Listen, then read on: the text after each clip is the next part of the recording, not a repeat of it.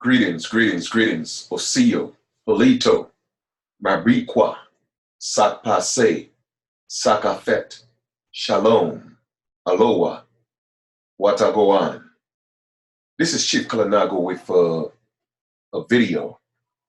And before I even, commence, this presentation, I would like to give thanks to the Great Spirit, give thanks to Mother God for just that breath of life that's within me, that allows me to rise like the sun every single day.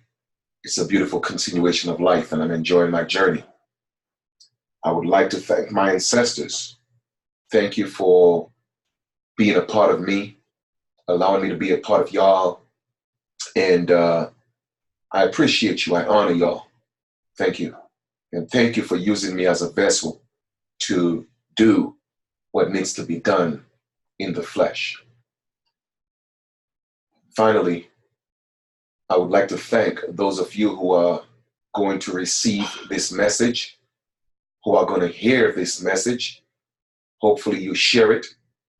By no means this message or this presentation is being done with malice or a place of hate or any type of animosity or any type of negative energy. It's merely for bringing clarification to my brothers and sisters who have been sending me massive emails in regards to this topic that's going to be discussed or presented in this lecture. All right. So once again, I am doing this for clarification so that people will have some type of,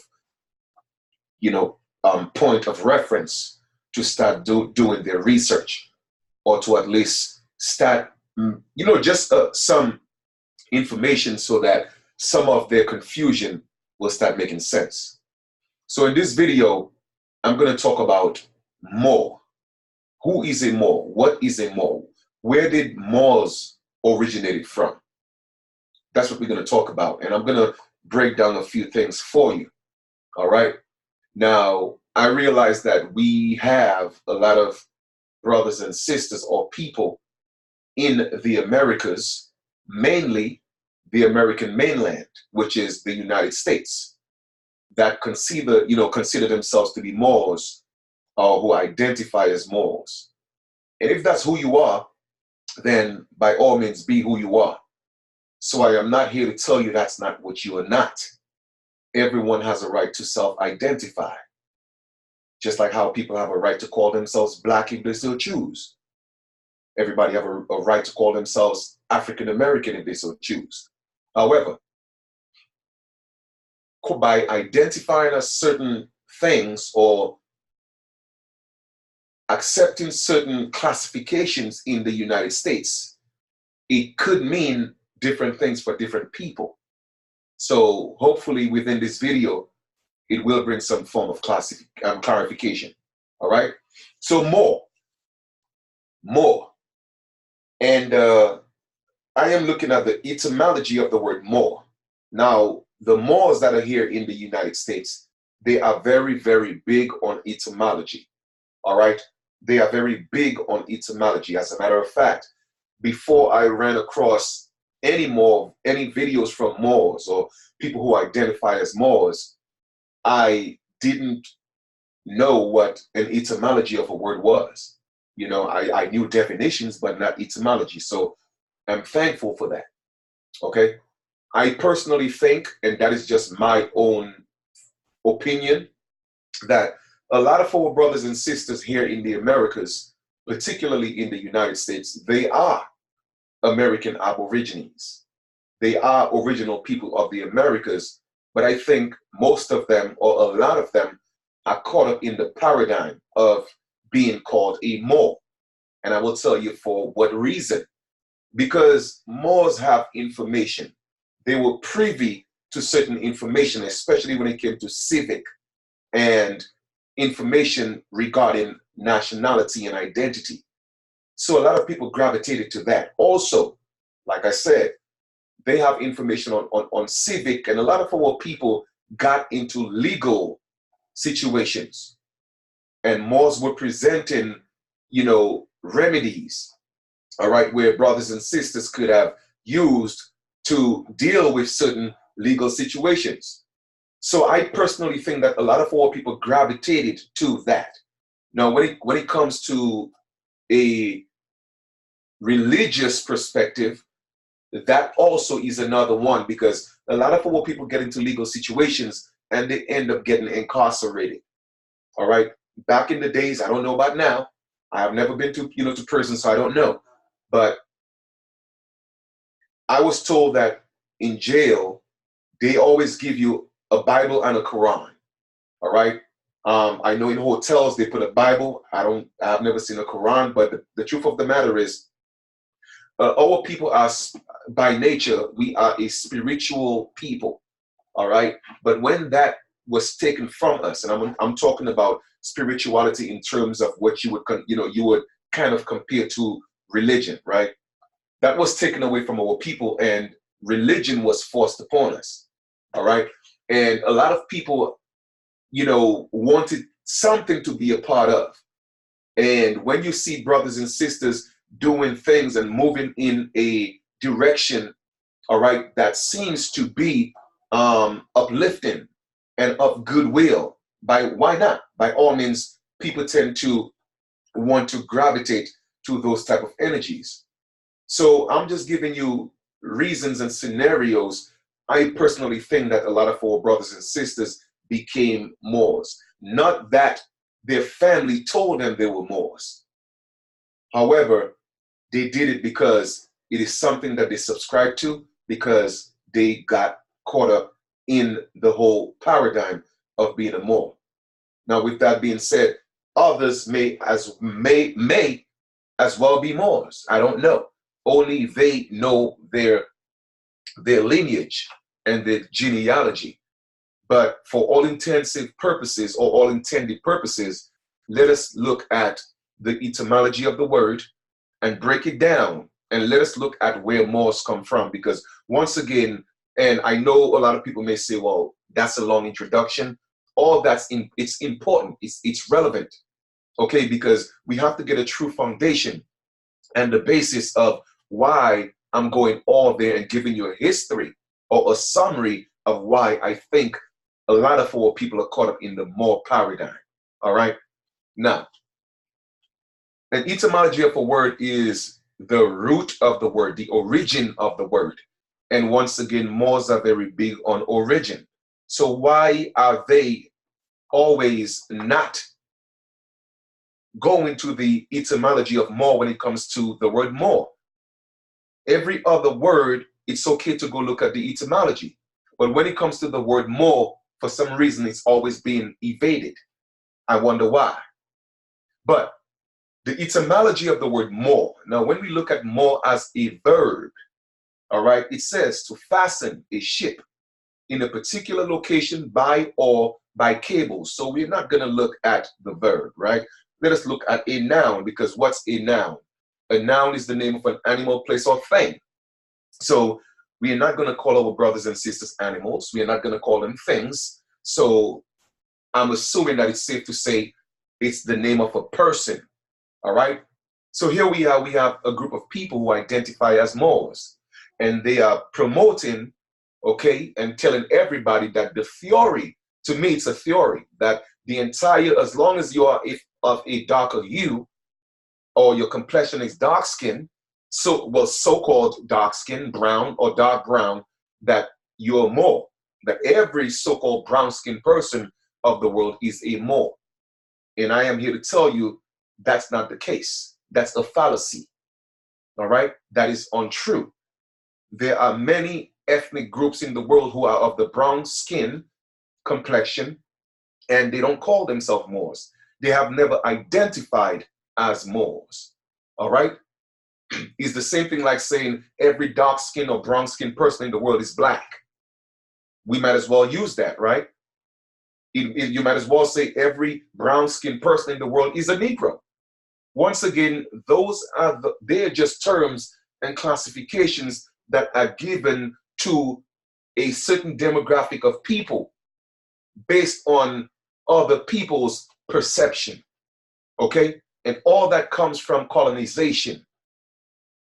Because for you to make the statement that everybody in the world that's of a brown skin complexion is a Moor or was called Moors, then you would literally have to prove to me that you went to every clan, every band, every family around the world, okay, so-called tribes, and you interviewed everybody and they told you they call themselves Moors. Now, if you could prove that to me, then hey, guess what? I guess I'm a Moor. But until you could do that, I am not a Moor. My ancestors didn't identify as Moors. And I'm going to prove the point and the fact beyond a reasonable doubt that Moors are Africans. Once again, we only have to go to the etymology that Moors are very big on. But for some reason, when it comes to the etymology of Moor, of what you call yourself, for some reason, it's never mentioned. Now, I've done videos on this before, but a lot of people are still asking because they want clarity and they don't feel comfortable with calling themselves a Moor. So they kind of like have 1 foot in, 1 foot out, and they're asking me to do something about that. So that's the reason why I'm doing this video. All right. Now, here's the etymology. Etymology is the root of the word, the origin of the word, the energy it was meant to carry from the inception of the word or at a certain era. All right. Or when the word first appeared. Okay. So we have Moor, noun, North African Berber. Let's stop right here. North African. That's your answer right there. As a noun, that's who a Moor is. Period. It cannot get any more clearer or any more precise than this. A North African. Now, whether you go look at all the countries in North Africa to get a little more specific, that's on you. But generally, okay, a consensus of what a Moor is a North African. All right? A Berber, one of the race dwelling in Barbary. One of the race dwelling in Barbary. Now it says dwelling in Barbary. Let us look at let's see if we could highlight dwelling in Barbary, because when I do presentations, I like to make sure that, you know, we study. When we're going to study, let us study. So let us do this, right? Dwelling in Barbary. Let's see what that means. We're going to study today, okay? Dwelling in Barbary. Barbary historical. It says Barbary, former designation for the coastal region of North Africa, bounded by Egypt, okay, connected by Egypt, all right? Whatever the dwelling, its constructive was designed to create an interior. We're not going to read all that, but let's go look at the meaning of Barbary. Barbary, definition, all right? And here again, before I do Barbary definition, something came up. It says Barbary. The term Barbary coast was used by Europeans from the 16th century to the early 19th century to refer to the coastal regions again of North Africa. And it says which were inhabited by, let's read a little on that. Okay? Let's read a little on that.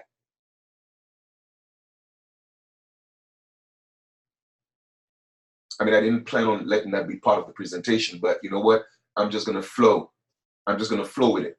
The term Barbary coast, also Barbary or Berber coast, was used by Europeans from the 16th century to the early 19th to refer to the coastal regions of North Africa, which were inhabited by Berber people. Today, this land is part of the modern nations of Morocco, Algeria, Tunisia, and Libya. Okay? And Libya. So we know what Barbary or Barbary coast refers to. Now, it's late 14th century. Medieval Moros, from Latin Moros or Moros, all right? Inhabitant of Mauritania. Roman Northwest Africa, all right? So the Moors are also part of the Roman Empire. The last Roman Empire was ruled by Moors. Okay? A region now corresponding to the northern Algeria and Morocco. Roman Northwest Africa, a region because northwest northern Algeria and Morocco was once part of the Roman Empire. And when they lost their reign, okay, they moved into Spain. From Greek moros, perhaps a native name, or else cognate with moros, black. So now if your name denotes, or it could also be synonymous with black, but yet still you are telling me that black is pale, why would I call myself a Moor? Now it says cognate, or else cognate with. Let's see what cognate means, because I don't want to jump into any conclusions. So we're really going to get into this. All right, cognate. Let's look at the definition of cognate. Cognate. Of a word having the same linguistic derivation or derivative, or no, derivation rather, as another from the same original word or root, related or connected. Okay? So if the word more, or if the word more is a cognate for black or of black, why would I want to be a Moor? So it's either you are telling me that Moors are in my land trying to make my people dead because black means you are dead. Either you are doing it intentionally or you are not aware. You are not aware of what you are doing. Because once again, let me go look at, it says, or else a cognate with moros, which is black. But this adjective only appears in late Greek and may as well be from the people's names as the reverse. Cognate, once again, having the same linguistic derivation as another. Derivative means from something, okay? It is not the same thing, but it's of the thing. Basically, a typical example, you have law and then you have legal. Legal is a derivative of law. It's not law, but, okay, so it's the same thing with more and what you call black. All right, I hope that makes sense. It says, also applied to the Arabic conquerors of Spain. To the Arabic conquerors of Spain, being a dark people in relation to Europeans. Their name in the Middle Ages was synonymous with a synonym for what? Negro. So once again, I'm going to prove to you who Negro, black people, all these people were. They were not us. We were never called Moors and Negroes until Moors and Negroes came into our land. Okay? We were not called that. It says, being the nearest Muslims to Western Europe, it was used indiscriminately of Muslims, Persians, Arabs, etc., but especially those in India. Okay? Those in India were called Negroes as well. Okay, cognate with Dutch Moor, German Moor, Danish Moray, Spanish Moro, Italian Moro, related of Mores. Now pay attention to that word Moro, okay? Because all those words are synonymous with Moor. You dig? Now there's another Moor. Remember, a noun is the name of a place, animal, person, or thing. So we have to a tract of open, untilled, more or less elevated ground, often overrun with heath. So now they're talking about a thing here. So that doesn't relate to this noun, which identifies a people. Okay? So now that we know, beyond any reasonable doubt, okay, that a Moor is what? A North African. Period. End of story. So how do you get a North African and say that's the entire world, unless you're trying to tell me everybody came from Africa, which I have debunked that millions of times. And you know that's not true, because my people have always been in the Americas. And dark-skinned people, brown people were all over this world. So you cannot make two statements in one and call it true when they contradict it. You can't say every brown-skinned person in the world is a Moor, and at the same time, the true etymology of the word Moor is saying that they're only North Africans. Unless you're indicating that everybody that's dark-skinned is from Africa. Now, y'all got some explaining to do. But we know that's not the case. It's a theory. All right? It's a theory. So let us go look at the definition of theory. Because the out of Africa is a theory. It is not real. Definition. We're really going to break this down. Okay? Theory definition. All right, here we go. It says, a supposition or a system of ideas intended to explain something, especially one based on general principles independent of the thing to be explained. A hypothesis, okay? A set of principles on which the practice of an activity is based. A theory of education, an idea used to account for a situation or justify a course of action. All right? So a theory doesn't, like, take from it, they give an example. Darwin's theory of evolution. Does it mean that it's a fact? No, it's a theory. That's all it is. That's all it is. It's a speculation. We have the word speculation here. That's what it is. All right? It's what? An assumption. We are looking at different, synonyms, right? It's what? A belief. What do we have again? It's an opinion. What do we have again? It's an ideology. What do we have again? It's a presumption. Okay? So the out of Africa theory is not facts. They're all speculations. And all those speculations and facts, and pardon me, not facts, but theories are coming from the mindset of a colonizer, a conqueror. If I could take every brown person or people and put them on one part of the world, then that means the rest of the world is open for what? For conquering, to claim.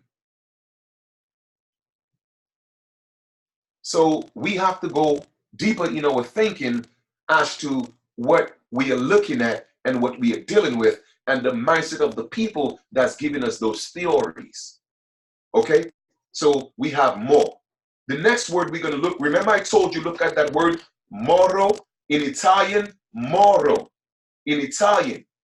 All right? Let us go deeper into that word. Okay, here we go. Moro. You have moro, and you have mo, and you have moria. Anything mono, moria, melancholia, a condition characterized by severe depression as manifested by loss of pleasure in all activities, including early morning awakening, marked agitation or retardation, severe anorexia with weight loss, and excessive or inappropriate guilt feeling. We have moria, a rarely used term denoting foolishness or dullness of comprehension, a dullness of mind, mental of lethargy. 3, another rarely used term for a mental state of marked by frivolity, joviality, and invertebrate tendency to gist, and inability to take anything seriously. Number 4, an abnormal tendency to joke particularly inappropriately. You have that same root word also, what? You have moron, a term for mentally deficient persons whose mental age is equivalent to that of someone between 8 and 12 years old, hence a minor. All right, so brothers and sisters, when the game that's being played on you, you have to realize what's going on. All right, understand and understand what's going on. All those words are synonymous, the same root as more. All right, pay attention to what I'm showing you. You feel me? Now, if we were to take that word, we have, let us go here and take that word mortal, right? So all that is the root words of more. And what mores always do, anytime there's a word, all right? Anytime there's a word that has more in it and it's of some greatness, they want to say, oh, well, that's more. That came from the Moors. Well, how come you're not going to lay claim to all that? All right? A Moro, Muslim, Malay of the Philippines. Literally more is the same thing. All right? Let us go look at mortgage. Mortgage has more in it. So for all you Moors who think that every time there's something with more and it's great, all right, why not claim that as well? Because all these things, mortgage, that wasn't on our land before the inception of the conquerors. And a lot of times when people think of the conquerors that came to our land, they always think of the Caucasian. And we're going to get into all this today. It wasn't the Caucasians who came here. It wasn't the Caucasians who came and took our land. The Caucasians were taught. All right, but we'll get into that. Mortgage. Late 14th century, literally dead pledge from mot. All right, dead. So called because the deal dies when the debt is paid or when payment fails. So when you have a mortgage, anytime you get a mortgage, okay, you in a dead pledge. That also is part of mortgage. All right, mortgage. Here we go again. Another, we have blackamoor, because some people would say, oh, well, we will call blackamoors as well. Well, here we go. Dark-skinned person, black skin, African. Once again, African plus more. It all has to do with African. So we would not call any of those names in the Americas until Moors came to our land. All right, let's go again. Negro. Negro, member of the black skin race of what? Africa. All right, of Africa. That's it right there. Anything else after that is irrelevant. But we're going to read some more. 1550s, from Spanish or Portuguese negro, black, from Latin negron, black, dark skin, sabbly, dusky, a storm of complexion, figuratively gloomy, unlucky, bad, wicked, according to Devan, a word of unknown etymology, according to Watkins, a word of unknown etymology. So it just came up and be like, oh, you know what? Y'all are Negroes. Now let's read here. It says, the Latin word was applied to the black people of Africa, but the usual terms were Ethiops and Afar. Okay? All these different names of people from Africa. So let us read a little bit again. An adjective from 1590s used with a capital N became general early 20th century. All right, in the 1930s, New York Times style book in reference to U.S. citizens of African descent.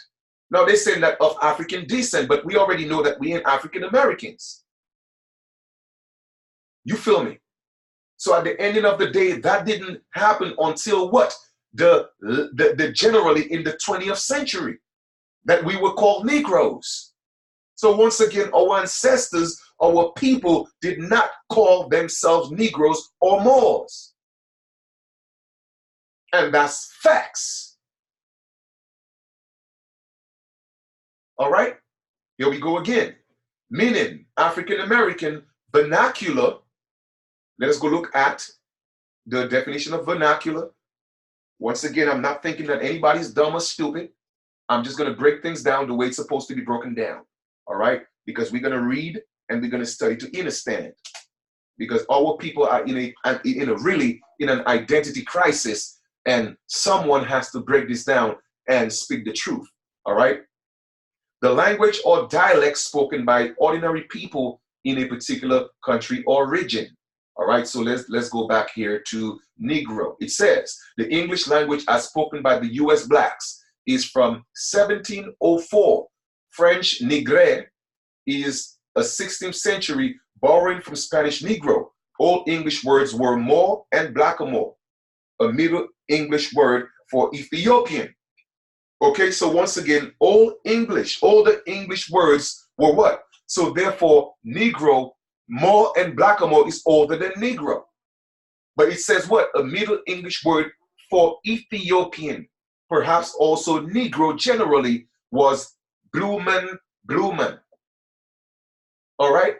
So once again, here we go. No associations with American Aborigines except for when it came to the early 20th century, they started calling us Africans. Okay?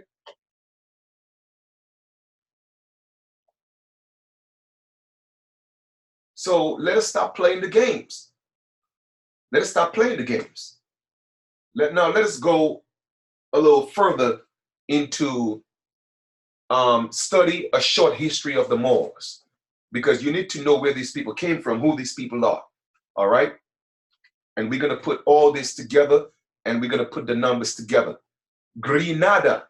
The word in Spanish means pomegranate, a fruit brought to Spain by Muslims tribes from North Africa in the 8th century. And hence you have Moors always playing the semantics with words. Oh, we're not Muslims, we're Muslims. I know, you're absolutely right. You are North Africans. But you see, people don't take the time to study and research, because they're just calling themselves anything, because our people always want to be part of something, especially when they get into situations and they find a way out. Our people get desperate and they just become. But I'm here to tell you today, before you become, make sure you do your research, because what you become could also be a detriment to your person. Okay? I'm going to read that again. Grenada, or Grenada, right? The word in Spanish means pomegranate, a fruit brought to Spain by Muslims, tribes. Okay, tribes. They were tribes. Remember, I told y'all before, in the Americas, we didn't have tribes. They brought that term and that concept here. We had families, then we had clans, then we had bands, then we had nations, then we had empires. Okay? Tribe wasn't a thing of the American continent. The Moors and the Mongolians and the Caucasians brought that here. But they took what we had, which was clan. That's why you have the Ku Klux Klan. That is all us. All right? But we never had tribes. Okay? The Moors brought that here. It says, I'm reading here right now, they were known as Moors, and they came to Europe from what is now known as Morocco. So for them to tie themselves into this mainland, they have to try to fool you and tell you that the Americas, North, South, and Central America is Morocco. No, it's not. It never was and it never will. And that's what conquerors do. They have to place themselves, all right, into someone else's story and make it his story. You see, y'all people think history is coming from the Caucasian man. No, it's coming from those Moors. It's coming from those Moors, because they were the ones who taught the Caucasian man, the pale man. So who's the source? Go to the source.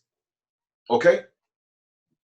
For nearly 800 years, the Moors ruled in Grenada, and for nearly as long, in a wider territory of that became known as Moorish Spain at Al-Andalus. In Grenada, or Granada, where the Moors first came in 1711, they built a fortress palace known as Alhambra. It was never conquered by their enemies, but in 1492, the Moors surrendered their citadel. By then, the last outpost of Moorish Spain, to the Catholic monarchs Ferdinand and Isabel. It would bring to an end an era, mark the beginning of the Spanish Inquisition. So that date 1492 is crucial here, because when did Christopher Columbus supposedly come into the Americas? In 1492. So do you think it's a coincidence that they lost their reign in Grenada or Spain, and then all of a sudden you have Christopher Columbus coming into the Americas?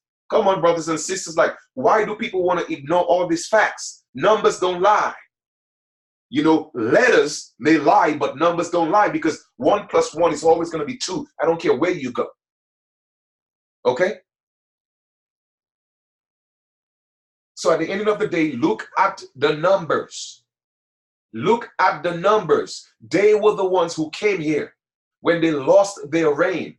All right? They went, first off, they have, it's in their nature to go around their landmass, whether it may be Asia, Europe, or Africa, and fight their brothers, fight for territories, because they are very power hungry. All right? They are conquerors. They like to be controlled. They like to be in control. They are the pirates of the seas. So when they lost, and they are always being, they rule for a while, and then they teach. They teach the conquered. All right, they teach their prisoners, the people that they have in captivity. They teach them their sciences. They teach them their knowledge, and these people use that and defeat them. So when they lost their reign in Rome, they had to go conquer some other territory. So they have been doing that for a very long time, until they ended up in Spain and ruled for over 800 years or close to it. All right. And then what they did, they took the European children, the Caucasians. All right. They bought them. They bought them. They had them exiled in their own land and they cast them away, so to speak, into the Caucasus Mountains.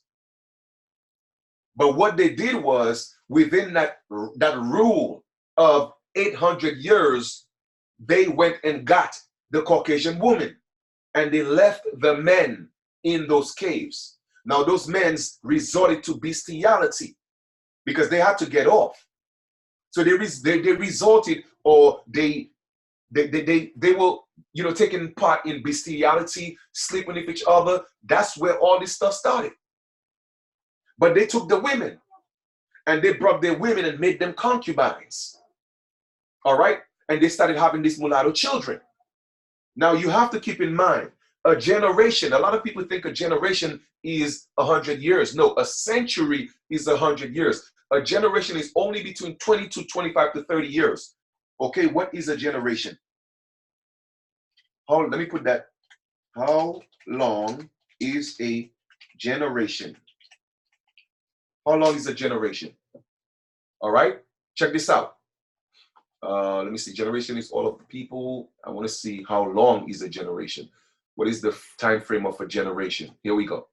All right, brothers and sisters, the time frame of a generation. The average age of mothers at birth of their first child was 20, and at last birth 31, giving a mean of 25.5 years per female generation, considerably above the 20 years often attributed to the primitive cultures. Husbands were 6 to 13 years older, giving a male generational interval of 31 to 38 years.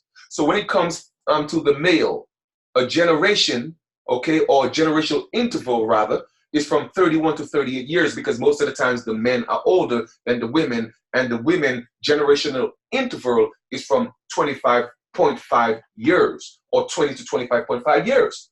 So that's all a generation is. So now when you're looking at 800, all right, now you're looking at 800 years that they ruled Spain. Let us calculate how many generations and how many generations is that. So let me see if I can find an online. I was going to do it on my phone, but I'm going to do it for you guys to see, because I want you to see the visual. Okay, so we're going to look at an online calculator. 800 divided by the generation. Now we're looking, they were a patriarchal system. All right, they were a patriarchal system, so we are going to do it from the patriarchal perspective. All right, which is, they said, between 31 to 38 years. So let's just say in between, let's make a compromise, 35 years. So we're going to divide that by 35. All right, so you see that basically 800. So we're looking at 22, literally 22 generations. 22 generations within that 800-year rule of sleeping with the Caucasian woman. Of sleeping with the Caucasian woman, where these children were the children of so-called black Moors and the Caucasian woman. And you have these children growing up. So each generation is about what? Let's say 25 to 30 years. You have one child being 25 to 30, having children, their children having children for over 22 generations. You know what I'm saying? So my question is this. Well, not my question is this. My point is this. When these children started growing up, these children were asking questions. Yo, we don't look like our fathers. We look like our mothers, or something is happening. What's going on? But these children were nobles. They were of nobility, because these Moors were of nobles. All right? That's why they always have this title of nobility. So these children were, by birthright, even if they were hybrids, they were of nobility. So now they were asking about their fathers. They were asking about their fathers. And then they learned about the history of their fathers, that their fathers was in cave. They were literally enslaved all over the world. And I'm going to bring all this into fruition to put that, literally, to put everything in perspective, right? So before I continue, let me just continue this reading, and I'll come back to that, right? Okay, now it says, keep that date in mind, 1492. But the Moors left behind a rich architectural and cultural legacy still apparent throughout the Iberian Peninsula and beyond today. The Romans. Before the arrival of the Arabs, the Romans had built a small city on the western outskirts of its empire called Volubilis, previously part of the North African Carthaginian Empire. Those were Moors. It became part of the Roman Empire after Juba, the second a local Burger King. Burger King. I said Burger King. I wonder if they own Burger King. But anyway, a Burger King married the daughter of Anthony and Cleopatra, thought to have been constructed in the 2nd and 3rd centuries during the reign of Emperor Caligula. It was buried by an earthquake in 1755. Wasn't discovered again until just over 100 years ago in 1915. All right. But anyway, I'm giving you the connection of Moors and Rome. All right. When they lost their reign again, all right, the Arabs came and fought them. They moved to another part of Africa, and that's been their memo. And now when they lost their reign in Spain for over close to 800 years in 1492, all right, a lot of them became prisoners of their own children. All right, so you have Ferdinand and King Isabella. King Ferdinand and Queen Isabella. They were mulattoes. They were the children of those Moors. They were the children that came from those generations of interbreeding with the Caucasian woman.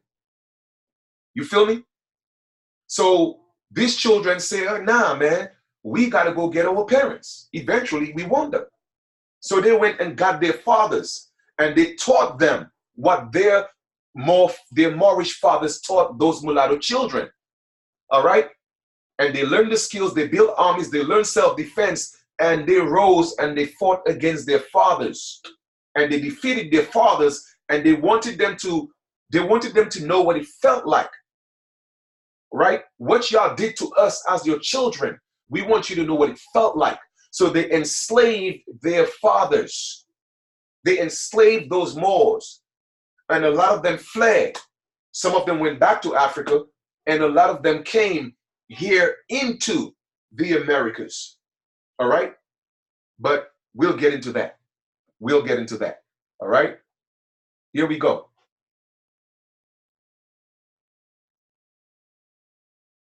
Now, here's another, and I'm going to put all those links in the video below, so everybody could do their own research. What you see a lot of people are not talking about is the fact that there were the Barbary slave trade. All right, the Barbary slave trade took place even before the so-called transatlantic slave trade. All right, keep that in mind. So let us read a little bit. Now, as you could see, who's there? You could see, obviously, that's a Moor protecting and covering one of the concubines, the pale-skinned woman. All right, those were their booty, their prize. They loved the Caucasian woman. All right, they loved them. They idolized them. They worshiped them. Hence, again, you see King Kong, the movie of an African. This is the what you call the allegory behind King Kong movie. That the so-called Moor, all right, of Africa, he loved the pale-skinned woman so much that he literally traveled across the seas into the Americas to save his pale-skinned woman. And he would climb the Empire State Building. In other words, he would go to the highest peak in New York to protect his pale-skinned woman. It's all symbolic. Okay? Now, I'm not calling my Moorish brothers apes and King Kong. No, that's not what I'm doing. It's an allegory. It symbolizes something. All right? They love and they would kill for the pale-skinned woman. Okay? Now let us read here. It says, the white slaves of Barbary, because nobody's talking about the white slaves or the Caucasian slaves. All right? Because Caucasians were enslaved all over this world, each and every one of them. That's why, hence, you never hear about a White History Month. Because once you start going into that, you will learn their truth. And that's the reason why they are doing what they're doing to so-called black people, because it's revenge. Okay, it's revenge. But what they need to know is we didn't have anything to do with that. All right? Yes, some of our ancestors took part in it when they brought them into the Americas. I admit that. But we were not the ones who enslaved your fathers and mothers in Africa. That had nothing to do with us. Or in Spain. All right? Those were your fathers. All right? So let's keep that in mind. Let us read again. Much attention and condemnation has been directed towards the tragedy of the African slave, which took place between the 16th and the 19th century. However, another equally despicable trade in humans was taking place around the same time in the Mediterranean. It is estimated about up to 1.25 million Europeans were enslaved by Barbary corsairs, and their lives were just as pitiful as the African counterparts. They have come to be known as the white slaves of Barbary. All right? Slavery is one of the oldest trades known to man. All right? We can first find records of slave trade dating back to the Code of Hammurabi in Babylon in the 18th century BCE. People from virtually every major culture, civilization, and religious backgrounds have made slaves of their own and enslaved other people. However, comparatively, little attention has been given to the prolific slave trade that was carried out by pirates or corsairs along the Barbary coast, as it was called by Europeans at that time in what is now called Morocco, Algeria, Tunisia, and Libya beginning around 16 AD. Nothing to do with the Americas, because Morocco has never been America. Okay? Anyone traveling, hold on for a second. Anyone traveling in the Mediterranean at the time faced the real prospect of being captured by the Corsairs and taken to Barbary coast cities and being sold as slaves. All right, this site is going to be a little slow because of all the ads. All right, so just give me, bear with me here for a second, okay? Let me see if I can use this instead. Come on, work with me here. All right, let us just bypass all these ads. All right, here we go. However, not content with attacking ships and sailors, the Corsairs also sometimes raided coastal settlements in Italy, France, Spain, Portugal, England, Ireland, and even as far as the Netherlands and Iceland.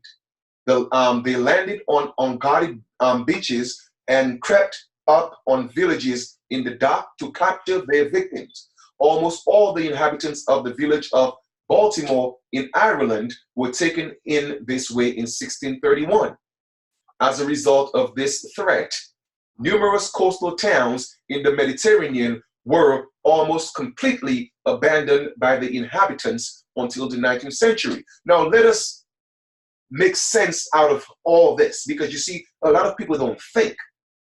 If the Caucasian man, the white man, the so-called white man and the so-called woman was enslaved all over the world up to the 1600s, how in the heck can they be the ones who came here in 1492? My brothers and sisters, like, sometimes you got to think. You got to think for yourself. You got to research the information for yourself. These people were enslaved.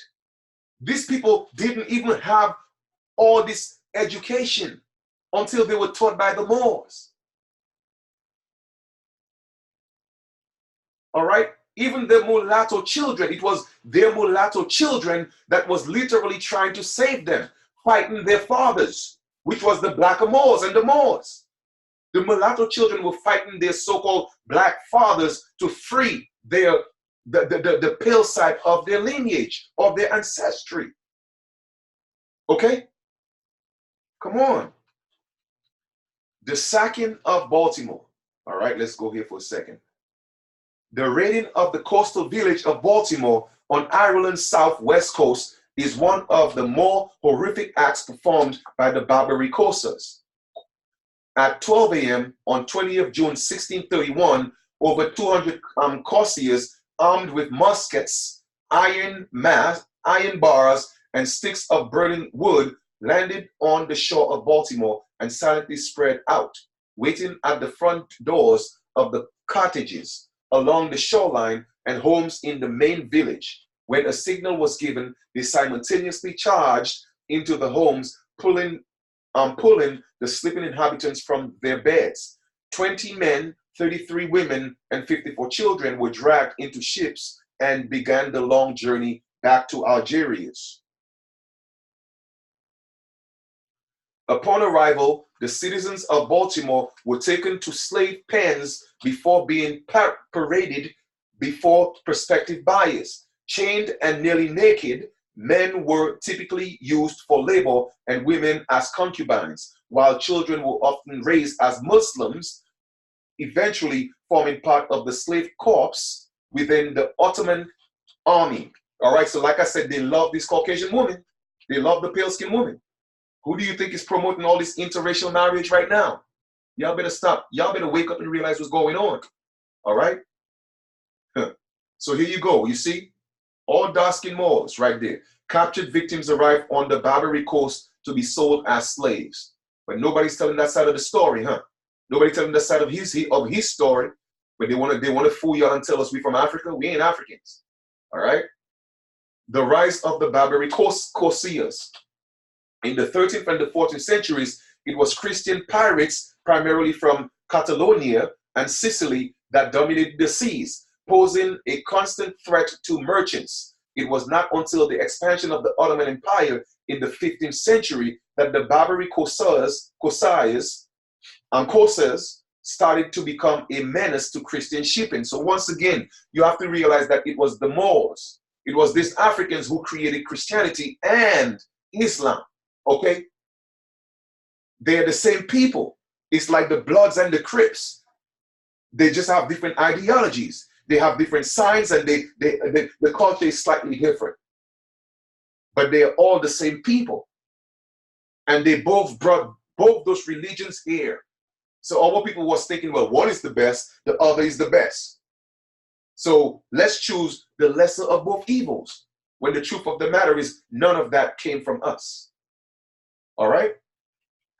Around 16 AD, European pirates brought advanced sailing and shipbuilding techniques to the Barbary coast, which enabled the coasters to extend their activities into the Atlantic Ocean, and in fact the Barbary raids peaked in the early to mid 17th century.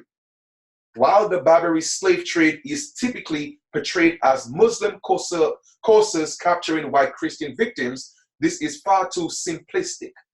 In reality, the corsairs were not concerned with the race or religion or religious orientation of those they captured.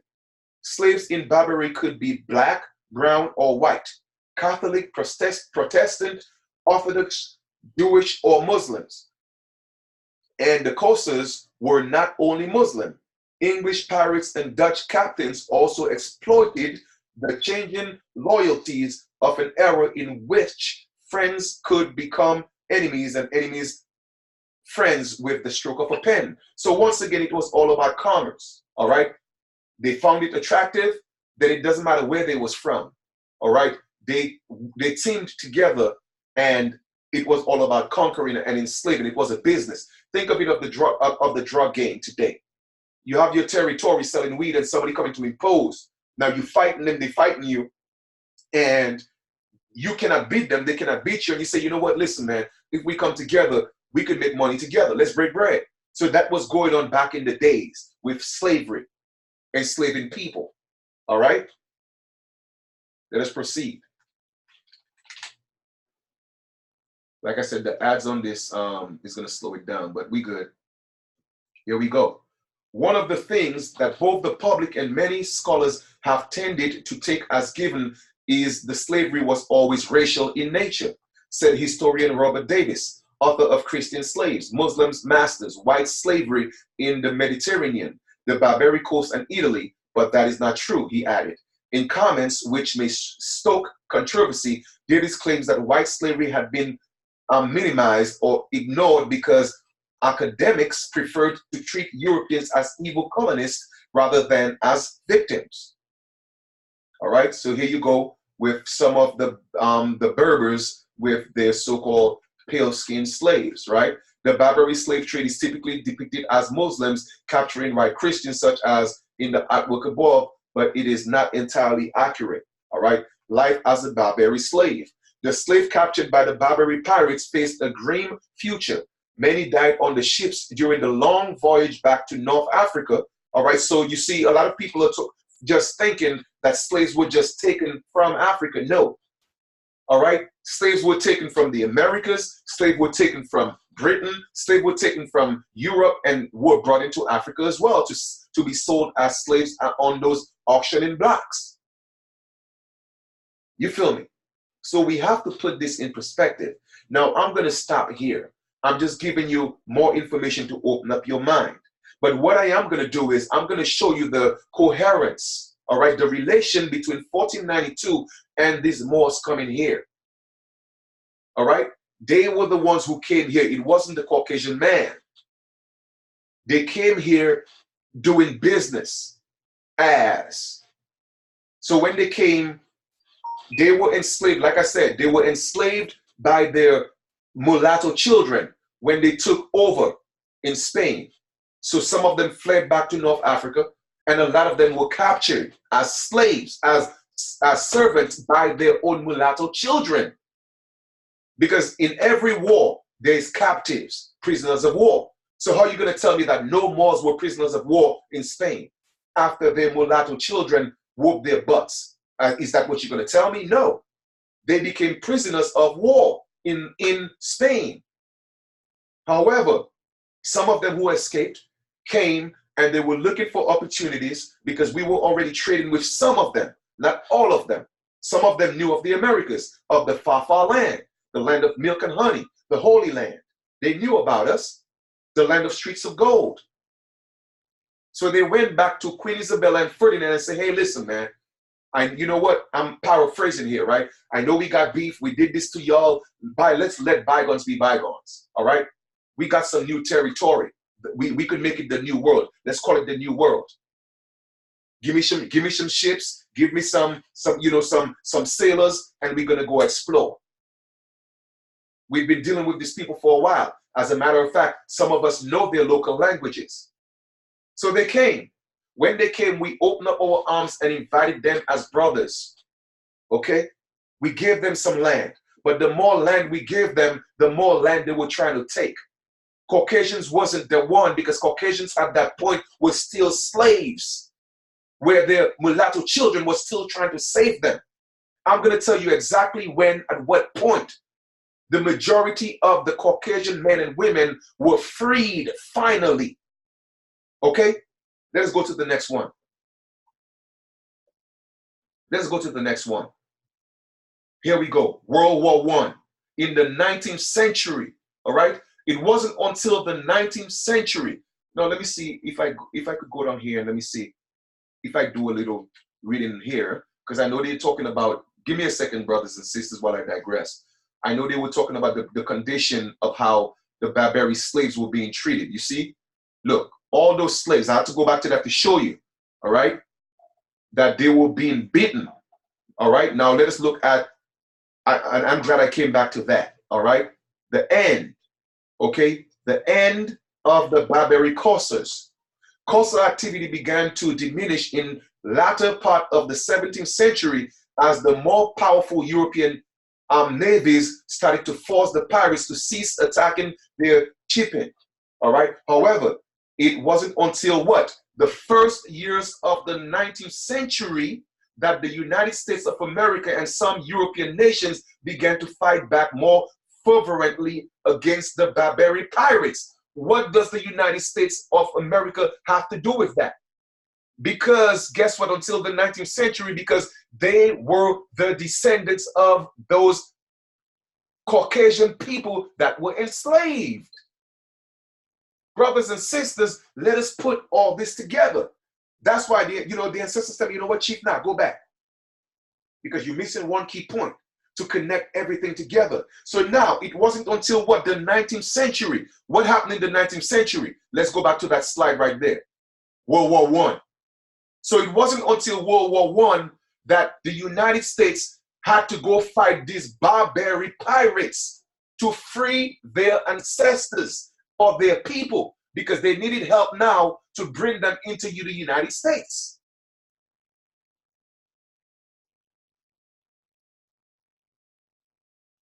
You feel me?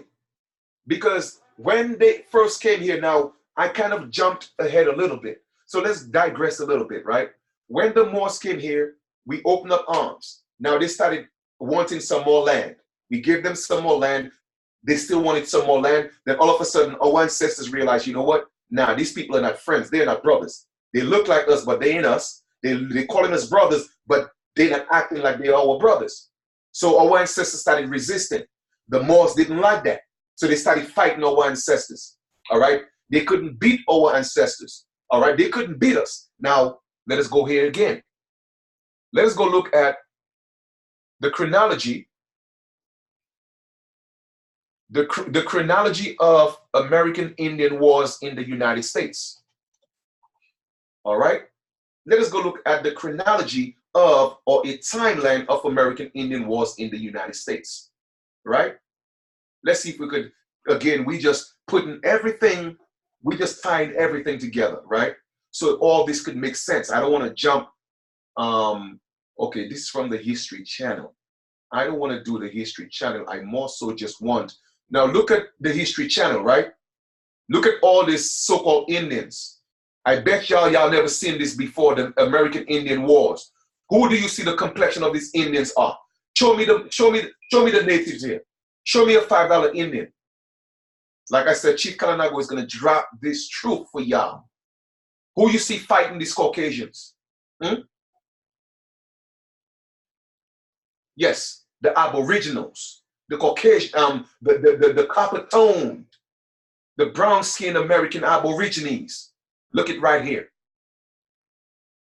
And I've showed y'all in many other, other videos that even from the History Channel tell you that they were dark-skinned. The original natives of the Americas were dark-skinned. All right, here we go. So show me a $5 Indian. Show me, I'll wait. Show me a $5 Indian. Show me a Mongoloid. Show me any one of those people right now that's posing as the original people in our land. That's federally recognized from the BIA. I'll wait. Okay? Like I says, man, the ancestors are flowing. They're going to keep moving. American Indian Wars. All right? Y'all can read it for yourselves. Y'all can read it for yourselves. All right? Read it for yourselves. Okay? But anyway, you know what? I'm going to save that because I want this picture right here. But what I'm going to do is I'm going to go to Google again and find a timeline. All right? Timeline of American Indian Wars in the United States. I want to find an actual timeline. Let me see if I could find that. Because I know they have a chronology. I've seen one before, and it literally show you all the battles and how many of them that was fought. But you could see the majority of the wars. Let me see if that's it right here. The majority of the wars were with American Indians. Okay? They were with American Indians. Let me see what comes up here. All right, here we go. There we go. I know I'm going to find it. Give thanks to my ancestors, boy. I'm telling you, this is not a game. This is not a game. Okay, here we go. 1622 to 1624, the Powhatan Confederacy in Virginia. Hence, the whole situation with Pocahontas and that pale man that married her and took her to England and they murdered her, and he came back and called himself the Prince of the Powhatan, right? 1637, the Pequot Wars. So you see what I'm saying? Brothers and sisters, all before this time, before the 1600s, before I'm talking about before all this war started, let's go mid 1500s and back. It wasn't anything to do with the Caucasians, okay? It was just dealing with the Moors. We were fighting the Moors because they was fighting us for what's ours. You see, they are taking that part out of history. But when the Moors couldn't beat us, right, they went and got these pale-skinned, these mulatto children to join them, okay? To join them because they were together. It was a collective effort to join and fight us. And that's what happened. So now I'm going to put all this timeline in there as well. So let us go back to the 19th century, World War I. That's when, like I told you before, when we go back to the next slide right here, it says what? Let us go back here again. It says what? However, it wasn't until the first years of the 19th century that the United States, why the hell would the United States care about that? That is because they were the children of those same said Caucasian people that was enslaved by these so-called Moors, these Barbary Moors, the North Africans. So now you have an idea as to why we are dealing with what we are dealing with today. All right? And now that they have a hold of the system, they are afraid to let it go. All right, I tell people racism is not because people don't like the complexion of your skin. No, it's about fear. It's about fear. They are afraid that if the so-called black man get back in power, they might put them back in slavery. But what they need to really understand, which they know, is that there is African so-called black people here and the original people here. That we had nothing to do with that. Yes, some of our ancestors partake in that, yes. But it wasn't us who enslaved your pale-skinned parents. It wasn't us. All right? It wasn't us. So brothers and sisters, this is a whole lot deeper than what y'all think it is. So it wasn't until the 19th century until they gained power, right? People think World War I is about the United States wanting to be a world power. No, it was about them going to fight these Moors to free their relatives and their ancestors or their cousins or their brothers, whatever you want to call them, because they were enslaved all over the world. Even still, a lot of the men were still in captivity. Okay? And that's facts. So now you have World War I, and that's why we are where we are at today. Now, I'm going to take you to a site, right? I'm going to put that in the link of the video as well. All those links, I'm going to put in the link of the video, all right? Where literally, I'm not going to read everything, but literally from that site, all right, you will see that Moors in their own language, they're telling you everything about their, about sheiks and them. All of them is pushing African. You'll see how all of them is connected to Marcus Garvey, Noble Drew Ali. All of them are connected. All right? Connected to Masonry. All of them are connected. You feel me? All of them are connected. And when you look at it, they're all coming from the other side, coming into the Americas. So nowhere Moors is associated with Aborigines, period, until they came here. Now, here's the thing. You will hear Moors say, they will go and look at certain things. Right here, one little thing, they call us Moors. Nah, it's like this, brothers and sisters, right? If you go, let's say you go into Nigeria, right? And for some reason, Nigerians call themselves, well, I'm not going to use Nigeria. I'm going to, I'm just going to make up something. Let's say you go into a particular area, right? And the people there, they call themselves the bluegrass people, all right? Now you have the bluegrass people that call themselves that, and they are a power. So now wherever they go and they see people that look like them, they call them the bluegrass people for just to conquer them, right? It's the same thing that happened to us. When they came into the Americas, they knew that we looked like them, complexion-wise and everything. So they started calling us the bluegrass people. That's what happened. So the Moors came here calling us Moors and Negroes because that's what they used to call them. So when the mulatto children started taking over, and then they started bringing the more of the pure pale skin race here, because like I said, World War I was all about that, going to free their people.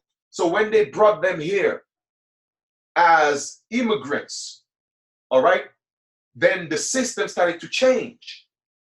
The system started to change. But the deal was when the Moors came, when we started fighting each other, the deal was, listen, man, all right, we are tired of this killing and this murdering and this fighting. Let's see if we could come together and put something in place.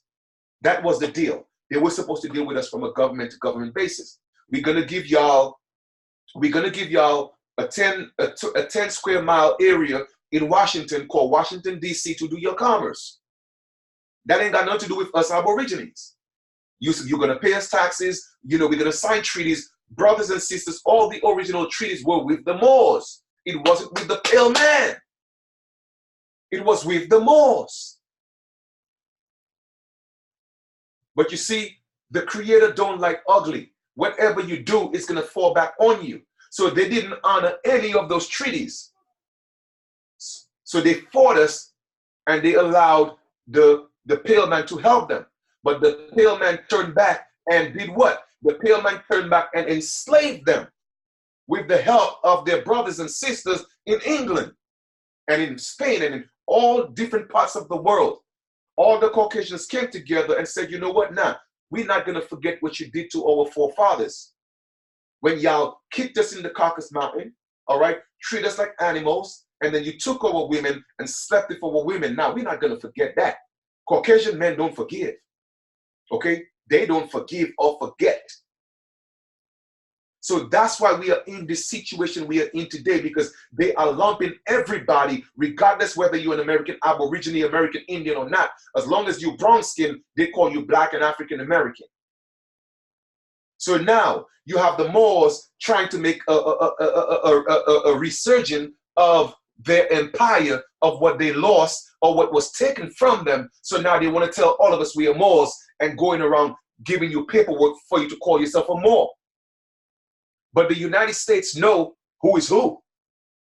They know we ain't Moors because they got all the records of everything that happened. You feel me? So this site right here, they are breaking down literally a lot, okay?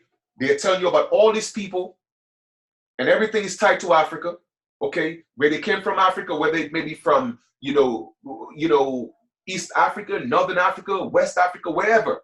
They're breaking down that, telling you they brought their masonry into our land, going all the way down, talking, all right, breaking it down until they get all the way up to Noble Drew Ali, talking about the Moors, talking about the Moorish Science Temple. Man, listen, all that stuff is going to be there for yourself so you could read everything, all right? It's telling you about, also tells you about where it says that, let me see if I can find it. Let me see if I can find it for y'all. And I'm not the one saying that. That's in their own documents. All right. It says that was in converts sought by Mohammedans. That was it says make special drive among Negroes of the US. So their goal was to come, all right, through all of, through our people, call us Negroes, classify us as them, and then convert us with their religion and take away our culture and our identity. All right. Now let me see where it says that groups. Give me a second. I want to find something for y'all. Give me a second here. The Sullivan report attracted the groups of Negroes, Muslims have combined with the Turkish groups throughout the United States. All right. Now you could read all that for yourself. I just want to show you, point out certain things. All right. But all the information is there for yourself. I'm going to put it there for you. All right. Everything is about masonry. They came, they brought that here. All right.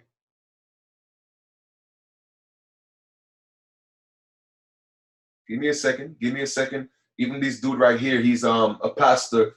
I mean, he Grace or Daddy Grace, sweet Daddy Grace. Definitely. I mean, that's pimp terminology right there. You know what I'm saying? So yes, the pastors were the pimps. All right, or the pimps were the pastors. Either way, you want to look at it. Okay.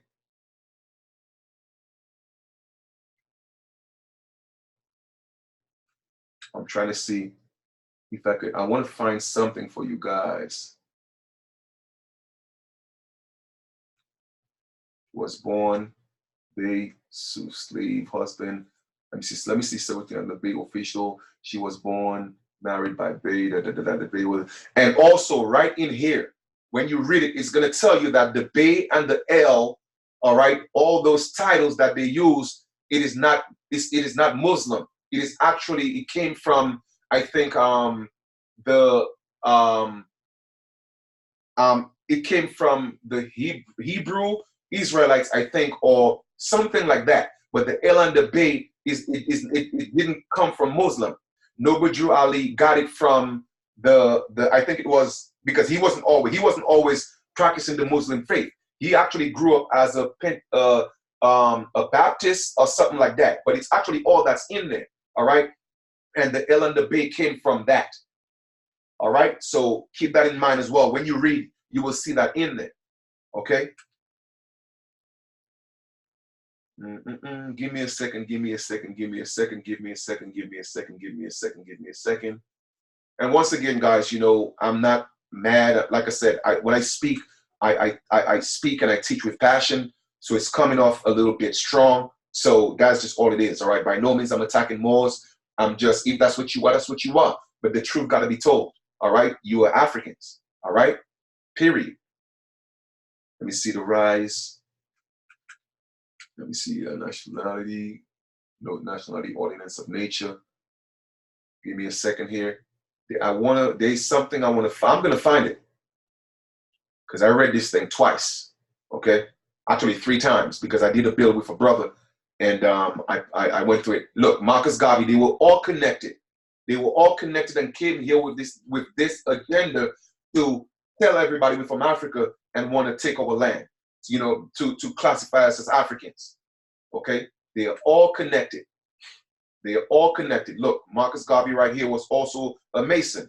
All right. All connected. They were all connected, brothers and sisters. Don't be fooled. Don't be fooled. They're telling you everything right here about, you know, Noble Drew Ali as well. He was a Mason, okay? Y'all better recognize, all right? Let me see. And it was saying that, let me see. All right, let me read a little bit. It says, the 101 Moorish questionnaire states, 011, it says, where was Noble Drew Ali born?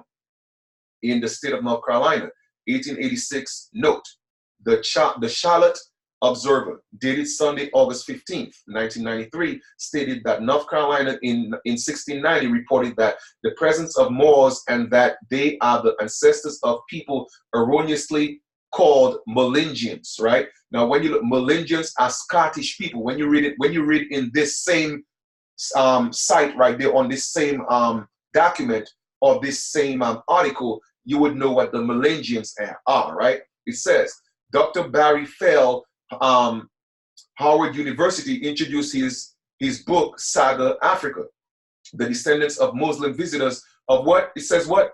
Muslim descendants of Muslim visitors of North Africa are members of the present Iroquois. You see what I'm saying? So they are visitors of it says what? The descendants of Muslim visitors of North America are members of the present Iroquois. So they are descendants of Muslims and they are visitors of what? North America. They are not original to this land.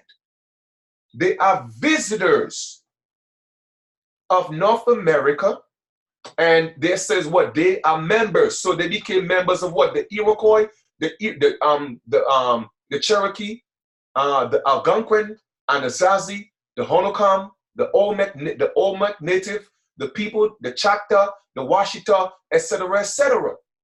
So what they did, so brothers and sisters, when you heard of these men used to come and marry our women to get possession of the land and get title to the land, it wasn't the Caucasian man, it was the Moors. That's how they became and got to be having any type of allodial title to our land. That's how they were able to make claims through their children, because their children were considered to be American Indians because they slept with our women. It wasn't the Caucasian men that came here and raped our women. Yes, the Caucasian men adopted that after they whooped the butts of the Moors. When they say, now listen, your Moroccan flag ain't gonna fly here no more, because we know what you did to our parents. We tricked y'all. Okay? You came and got us to help you fight the Indians, and now we are fighting you, and we are asking the Indians to join us. So now we don't want your Moorish, your Moroccan flag flying here anymore. But when they were fighting, they say, okay, you know what, man? Let us come to a treaty of peace and friendship. And that's what this is all about. So that Moroccan flag with your red and your whatever it is, that's not our flag. No, we were a clan people. All right, once again, I'm going to point it out right here. Visitors. And y'all became members of these nations because you slept with our women. Some of them by force, and some of them, yes, actually fell in love. I got to keep it 100. You feel me? I got to keep it 100. I don't want to stop playing the games with my people, man. Let me see what he says. Let me see. And a lot of our people, like I said, caught up in this more paradigm because they don't know any better. They don't know any better. They truly think that they're Moors. But y'all doing yourself a disservice. Okay? All right. I mean, like I said, man, they're breaking some things down in here, right? And they're telling you about who Noble Drew Ali had beef with, you know, who came and said they're, you know, after he died, who is the next that reincarnated as Noble Drew Ali. Man, listen, because Noble Drew Ali knew who he was. He knew he was of African descent, but the only way for him to have any ties to this land, he had to claim his Cherokee lineage. He had to, because his mother was Cherokee. His father was African. Come on, man. Come on. Y'all better recognize. He was also adopted. He was raised, I think, by, because his parents died, and he was raised by, I think, his aunt. Let me see if I could see that right here. It says, Muhammad, the divine enough to be the response. It says, all right, so here we go, right? Boom. All right. The Moorish American prophet Noble Drew Ali. Virtually nothing is known with certainty of the life of Moorish American prophet Noble Drew Ali. Very little has survived the form of written documents. Born Timothy Drew on January 8th, 1886 in the state of North Carolina. Drew Ali received the Muslim name Sharif Abdul Ali while studying in Egypt. The names of his mother and father have not survived. However, his father is said to have been of Moorish extraction. Okay? He is said to have been a direct descendant of Moors of what? North Africa. Okay? North Africa. Drew's Ali's mother is said to have been what? Cherokee. So the only way for them to have any hold on our land is to marry our women. But they are Africans. Okay? So once again, I am connecting the dots and proving all my points. That it wasn't the Caucasian man who came here and conquered us and raped our women. It was only after because they went and got the Caucasian man to help them. But the Caucasian man say, you know what, you think I'm going to forget what you did to my fathers when you put us in the Caucasus Mountain? And what? Now you had us eating. Now we were sleeping with each other in the mountain. Nah, no. And you took our women? Nah, man. No. No. That's why even up to this day, you know, mulatto children are still considered so-called black because they are literally children of the pale-skinned woman and these Moors. So this pure Albions or so-called Caucasian men, they say, nah, man, you are the children, you know, you are the children of these people that did that to us. Nah, they consider them to be bastards. So y'all have to truly have an understanding as to how this story went. And stop playing these games, man. Let's read some more. I'm going to read this again. Right here. The names of his mother and father have not survived. However, his father is said to have been of Moorish extraction. He is said to have been a direct descendant of the Moors of Northwest Africa. That's why they are pushing so much to tell you that, oh, Morocco is the Americas. No, it's not. Okay? They are conquerors. They are the colonizers. That's why their flag was flying here. It's not because this is Morocco. No, it's because they came and conquered our people after they were enslaved, beaten first, and enslaved by the mulatto children. They came here for rescue.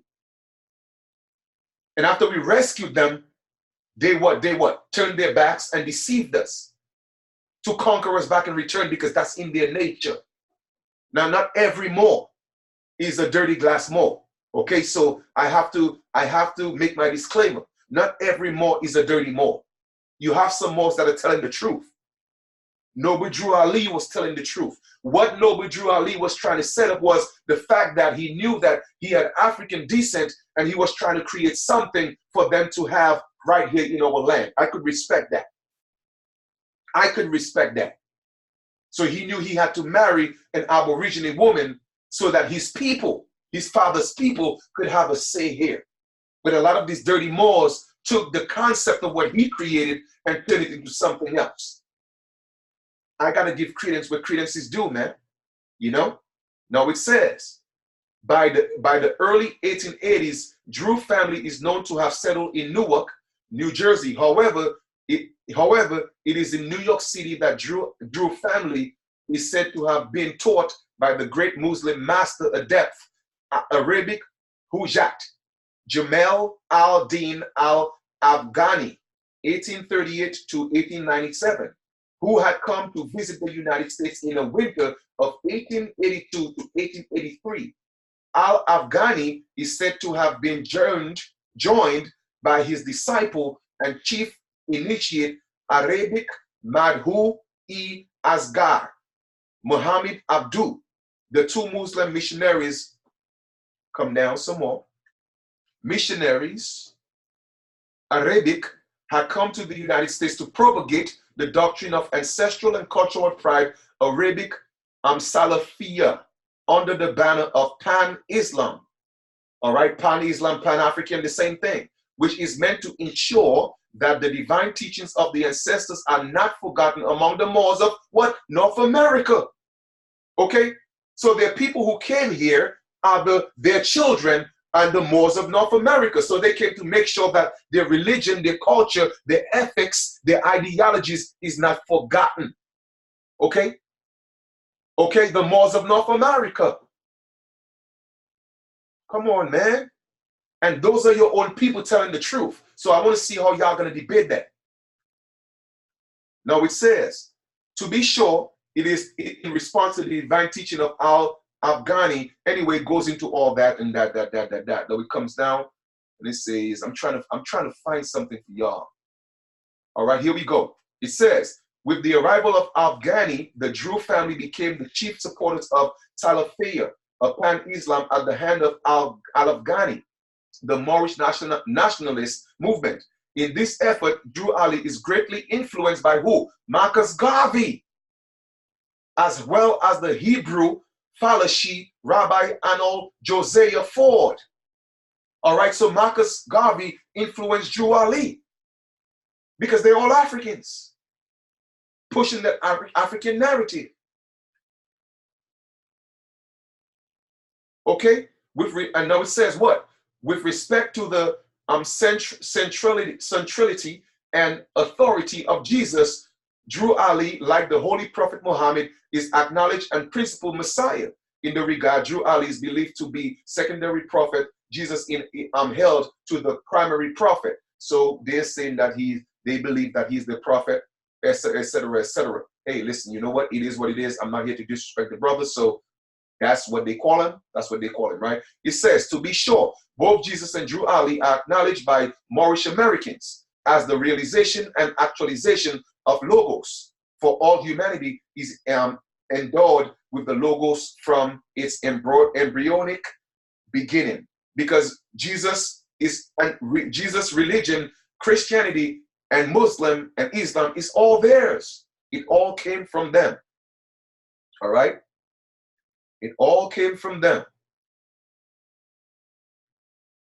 Let me see. Return, customary, our dignity of self-esteem, they have become. All right, now check this out, right? And listen, that is not my words. Those are their words coming from their people. It says what? The Moors of North America have retained their dignity and self-esteem. They have become a hybrid people, mostly of African extraction. They refer to themselves as what? Asiatics. The customary garb of the male is the wide leg trousers with the sash about both the waist and right shoulder, white shirt and colorful vest with a long colorful smock. Those are not my words, man. The Moors of North America have retained their dignity and self-esteem. They have become a hybrid, mostly of African extraction.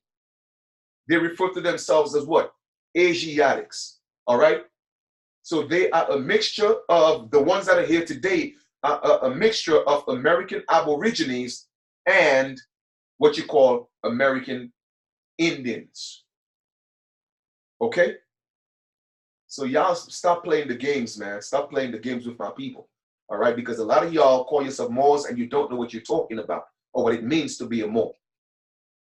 All right? Now, anytime you start talking about this is Morocco, and nah, man, listen, you are speaking from a colonizer's perspective. All right? Now, what I'm going to do is, I'm done with that. No, this is something else. Okay, so pretty much this is pretty much the conclusion of what I had to bring to y'all. I'm not gonna play this video right here for for what you call infringement purposes, but this is 100 proof that Moorish nationality is a fraud. Okay, go ahead and listen to it. I'll put it in the link below. It was on CBS News where they're talking about the Moors going around using the Moorish Science Temple or whatever. Now, whether that constitutes for saying all Moors are a fraud, I'm not going to say that. I'm not going to make that general statement, because there are actually Moors who are good Moors. They tell the truth. They're considered to be clean hand Moors. But you have a lot of these dirty Moors, all right? And a lot of them are the ones pushing this propaganda that we are all Moors and this is Morocco and all that stuff. And nah, we are not. All right? Also, there's a video that Dane Calloway did and broke down the concept of the Science Temple, that it's not a nationality, it's an organization, and he broke down some of that as well. So you could go check it out. I'll see if I could find it and put it in the link below. All right, but I'm going to put all that stuff in there so you could do your own research and come up to your own conclusions, but I'm just showing you the facts. All right, with that being said, I want to conclude this presentation. All right, by no means, once again, I am here to speak ill of anyone. I just want a lot of the people who reach out to me and say, Chief, you know what? I just need some clarification. All right. It's not in my spirit. I'm not feeling that I should move forward as calling myself a Moor, and that's the ancestor speaking to you, because that's not us. All right. That's not us. Okay. So I give you all the facts.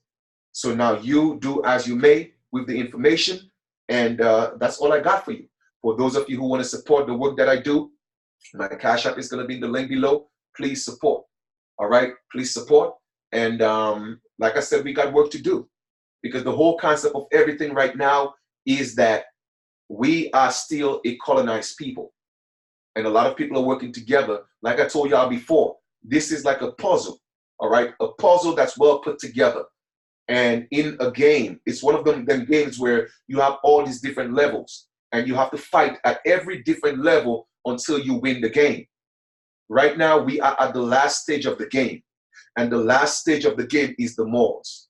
That's why they had to put them back in place, okay, to confuse us, to cause confusion, to make us think we are Moors. So once you start filling out all these papers calling yourself a Moor, you make yourself a subject of Morocco, but yet still Morocco have a contract with the United States saying that all due to the Peace and Friendship Treaty plus the Must Sundry Act saying that all the Moroccan or the Sultan subjects are United States citizens.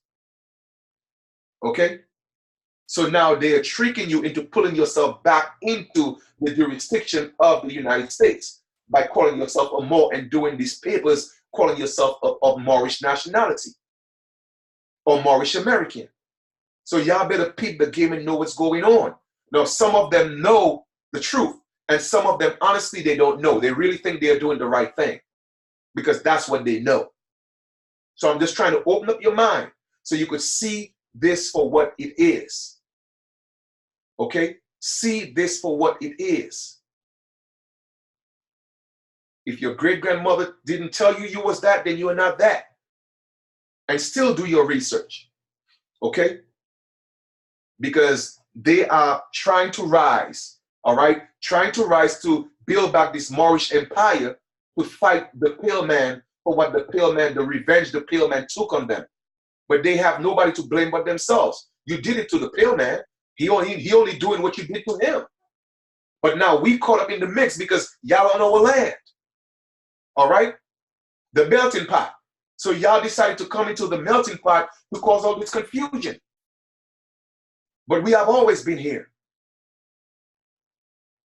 And this whole African slave trade, that's a whole nother video I'm going to get into to tell you that's a lie. That didn't happen. And I'll get into another video. I know Dame did something and spoke of, you know, Liberia, which I've already told you guys about. Sierra Leone, I've told you guys about in many videos. But I'm going to go in detail and show you maps and everything and show you how they flip all this around. All right? So with that being said, man, have a great continuation. I appreciate, love you guys once again. Please support. The Cash App is below. We'll talk soon. One love. I'm out.